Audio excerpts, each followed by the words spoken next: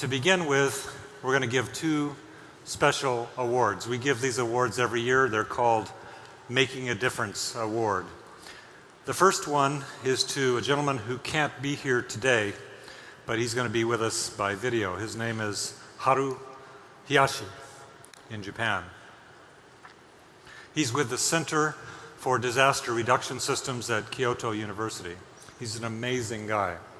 He's worked for decades in disaster response. And when the big quake happened a couple of months ago, although he's an academic and a researcher, he mobilized a team of him and his students into action to create maps and do what I'd call heroic work. They made maps for the Prime Minister's office. They gave situation awareness. They worked on disaster response work, in damage assessment, all of the different life cycle of what we would call, disaster response. And I would call him a hero. When I was checking that word out, it was sort of interesting word. The distinction between a normal person and a hero is not much, actually. But the distinction is very important. It's a person who actually takes action. And this is a guy who takes action. He moves out of his normal realm and did some wonderful efforts. I'd like to show a brief video so that you understand who this guy is and acknowledge him in the right way. So could we see that video, please? The point we really wanted to make by our project was to develop the disaster information system, which can be used for both prior risk assessment as well as the post-event response and recovery. So this is a matter of course, but because of a long history of Japanese emergency management, this basic fact had been relatively neglected. And then this award hope to make a big difference in the future of the Japanese emergency management, to have more integrated emergency management disaster information system which can be used for risk assessment at normal time.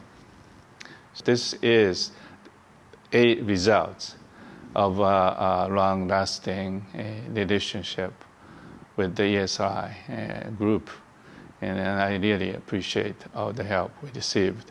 And then we hope to continue making more differences in the future. I do hope that no further disaster will happen, but if it's happened, we'll do it again. Thank you. Great.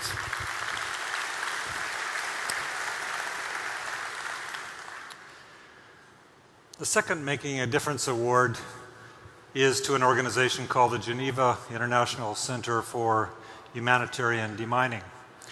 A couple months ago, I was in Geneva, and I visited this operation, and they're doing also heroic work by any measure. These are people that go out and crawl around and demine mined fields. They risk their lives. And there's a GIS component to this. This is an organization that facilitates demining and frankly saves tens of thousands of people's lives every year.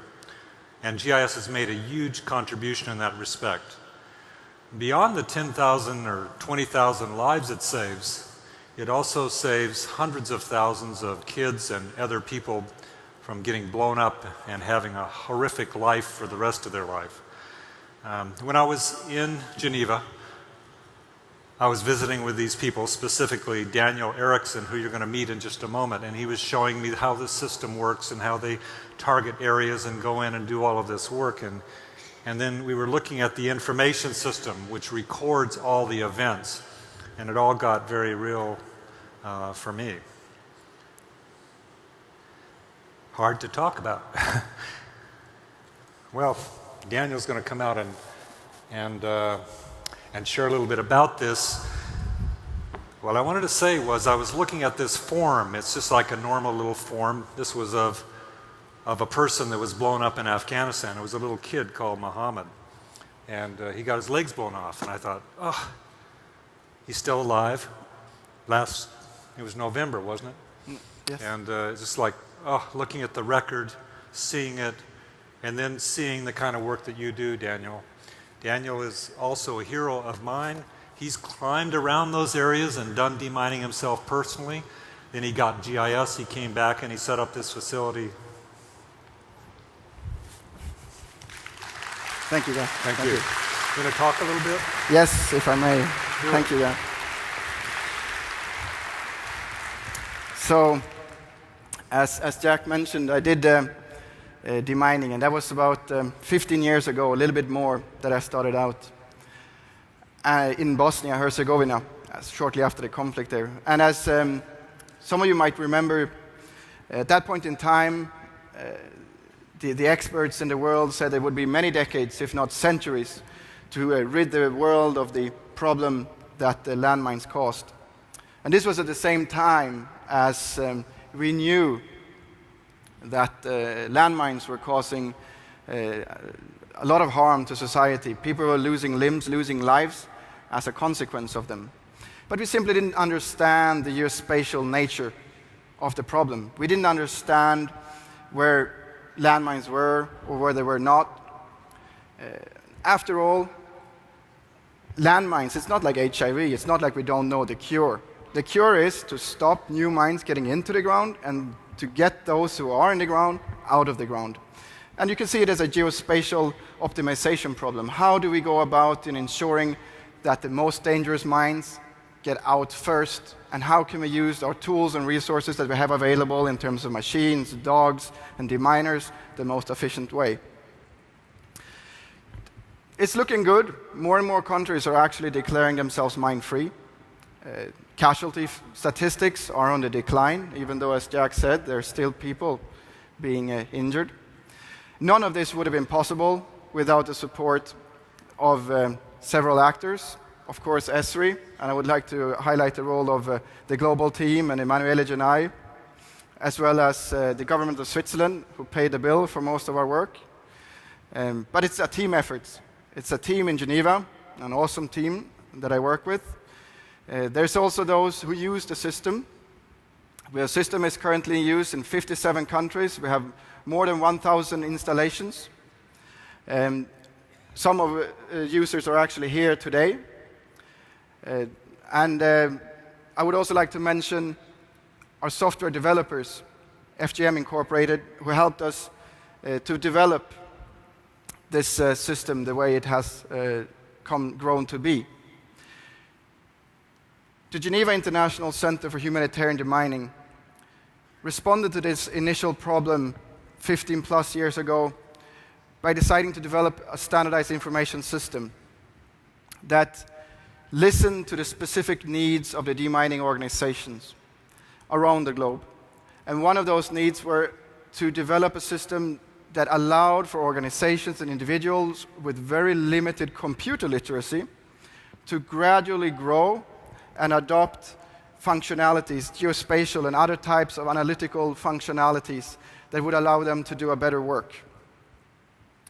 So now when I'm standing here, it might sound like I'm giving a bit of a rosy picture of reality, but as I said earlier on, people are still being maimed and killed around the world, less so by landmines, but more so by the explosive remnants of war, like cluster munitions and so forth, like is being exemplified in Libya right now.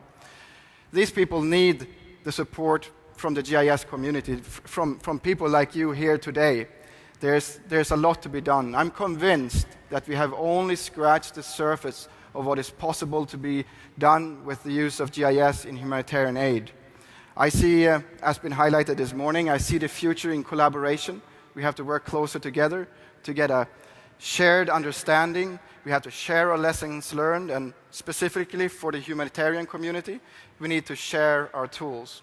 And I invite you all to come see us in our booth in the environmental exhibit as of tomorrow. And once again, I would like to thank Jack for this award. Thank you very much. Thank you very much. Thank you. Please take it. Thank you. You bet. Okay. A real hero. Normal person, but acts. I like that.